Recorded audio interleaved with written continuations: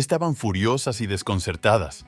¿Cómo trataban los alemanes a las mujeres soviéticas y qué castigos aplicaban contra ellas? Saludos.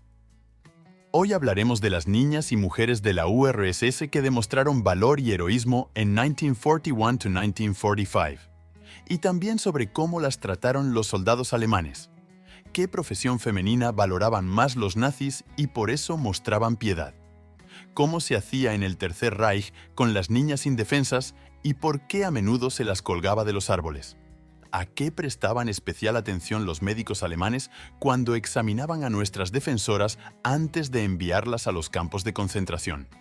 Asegúrese de ver el vídeo hasta el final para conocer todos los datos clave. Ideas falsas sobre la propaganda soviética y las mujeres. Casi no es ningún secreto que el ejército del Tercer Reich, antes del ataque a la URSS, se adhería a una estricta ideología sobre el Estado y sus habitantes. Los nazis confiaban en una rápida victoria y por ello mostraron mucho entusiasmo a principios de los años 40 del siglo pasado. Pero qué sorpresa se llevaron cuando su ideología no quedó plenamente justificada. Ocurrió después de que los soldados alemanes vieran a niñas y mujeres entre los combatientes del Ejército Rojo. Aunque hasta ese momento el enemigo había esperado que se enfrentaba exclusivamente a combatientes masculinos soviéticos. Fue entonces cuando las tropas enemigas experimentaron no solo vergüenza, sino también rabia, porque una mujer no debía probar el papel de guerrera. Sin embargo, como muchos de ustedes recuerdan, en la URSS reinaba el comunismo. Y según los principios comunistas, había igualdad entre los derechos y las responsabilidades de hombres y mujeres. En aquel momento, los alemanes ya habían empezado a reconocer la degeneración del régimen soviético. Pero eso no era todo. Antes del ataque a la URSS, el ejército del Tercer Reich estaba zombificado con pensamientos sobre el carácter de la mujer rusa. Alemania repetía una y otra vez lo mismo. Las mujeres soviéticas son lascivas, retrasadas mentales y carentes de autoestima. Y una vez más, todo salió mal. En lo que siguió, el enemigo se daría cuenta de la falacia de esta afirmación más de una vez. El trato a las niñas y mujeres de la Unión Soviética. Llamamos su atención sobre la impresión que se llevaron los alemanes después de toda la exposición. Naturalmente, los soldados enemigos seguían conmocionados por lo que estaba ocurriendo. Y si tenemos en cuenta el hecho de que las niñas y mujeres soviéticas iban a todas las ramas del ejército, enfureció aún más al ejército del Tercer Reich. Y con razón. Para los alemanes, la participación de las mujeres en combate en pie de igualdad con los hombres se consideraba una vergüenza increíble. Mientras que en el ejército enemigo, tal práctica no era habitual. Las representantes femeninas de la Alemania nazi servían como enfermeras, trabajaban en la industria y desempeñaban las funciones de guardianas en los campos de concentración. Pero reclutar a todo el mundo en el ejército del Tercer Reich es demasiado. Para hacerse una idea de la escala real, basta citar la cifra de 1 millón de personas.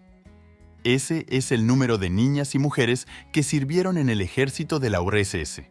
Muchas fueron al frente voluntariamente.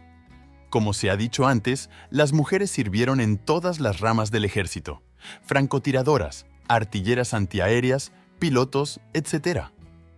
Por eso, desde 1941, los nazis se habían formado una actitud negativa hacia la población femenina de la URSS. El mando daba órdenes de matar a las mujeres in situ una y otra vez. Pero en la mayoría de los casos, los alemanes no tenían prisa. Como el destino de las víctimas estaba bajo el control del enemigo, les infligieron muchos tormentos y torturas. ¿Cómo eran tratadas las mujeres de las distintas ramas del ejército? En el período 1941–1945, los soldados alemanes mostraron especial crueldad con las mujeres soviéticas. No existía ningún tipo de discriminación ni distinción de género. Por ello, las valientes defensoras intentaron escapar incluso antes de ser capturadas. Por desgracia, no muchas consiguieron escapar a su destino. Entre todas las demás profesiones, los nazis mostraban especial veneración por las enfermeras. Según sus creencias, con las que uno no puede sino estar de acuerdo, se trata de una de las profesiones más humanas del mundo. Algunos alemanes no dejaban de asombrarse de la abnegación de esas chicas y mujeres. Sin embargo, hay excepciones. Las enfermeras capturadas por el enemigo eran sometidas a frecuentes palizas y crueles torturas. Por ejemplo, una vez varios soldados del Ejército Rojo encontraron accidentalmente el cadáver de una enfermera capturada a un lado de la carretera. Las francotiradoras temían sobre todo su destino. Las tropas alemanas eran muy conscientes del peligro que corrían estas mujeres, que daban en el blanco desde detrás de una cobertura y con precisión. Por ello, no daban la más mínima oportunidad de rescate. La hazaña de Lyudmila Pavlichenko, que estableció un récord absoluto, más de 300 víctimas del ejército nazi, es un claro ejemplo. Las chicas que habían oído hablar de atrocidades en el cautiverio del enemigo no querían ir allí. Por esta razón, cada francotiradora tenía una granada en su arsenal. En caso de cerco por parte de los alemanes, las francotiradoras se apañaban tirando de la anilla y lanzando una granada a sus pies. Pero, ¿y si aún así el enemigo conseguía capturarla? Y entonces, acciones inhumanas e inhumanas. Por ejemplo, Tatiana Baramsina, a quien se concedió a título póstumo el título de Héroe de la Unión Soviética a la edad de 24 años. Otros francotiradores capturados fueron ahorcados inmediatamente. Ya que hablamos de la horca, llamamos su atención sobre el siguiente hecho. Así que el pueblo alemán no solo denunció su atrocidad, sino que también advirtió con un signo especial, la salida de las mujeres del ejército soviético. Los espías soviéticos capturados por los nazis eran sometidos a feroces torturas e interrogatorios.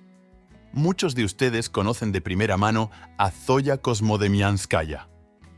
La chica se fue al frente tras terminar la escuela a los 18 años. Por desgracia, Zoya cayó en una emboscada mientras realizaba una tarea de importancia estratégica en 1941. En el primer interrogatorio, la joven demostró entereza. A costa de su propia vida, no traicionó a sus compañeros ni reveló información de inteligencia importante. Al final, la exploradora fue colgada en la horca y después se burlaron de su cuerpo durante un mes. Zoya Kosmodemianskaya pasó a la historia como la primera mujer honrada con el título de Héroe de la Unión Soviética de la Gran Guerra Patria a título póstumo en 1942. La otra cara de la medalla. Como debe ser, en cualquier nación tiene que haber personas que traten a otra nación con honor y dignidad. La práctica ha demostrado que incluso durante la Segunda Guerra Mundial hubo alemanes que hablaron favorablemente de las mujeres soviéticas. Así, los médicos de la Alemania nazi se sorprendieron de que casi toda la población femenina conservara la virginidad.